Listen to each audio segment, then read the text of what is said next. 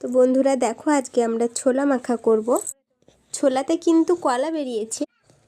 কলা বেরোনোর ছোলা কিন্তু মাখা খেতে বেশ ভালোই লাগে।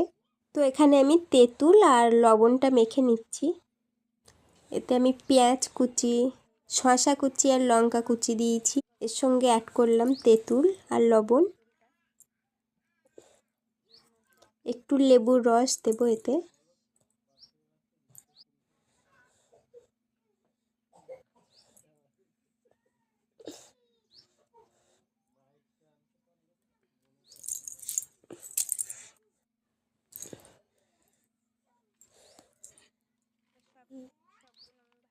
দেখো, সব উপকরণ আমি মেখে নিচ্ছি ভালো করে।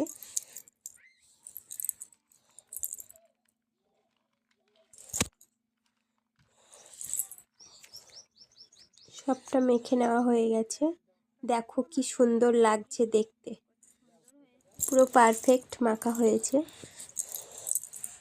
তো তোমাদের দেখতে কেমন লাগছে কমেন্টে জানিও অবশ্যই।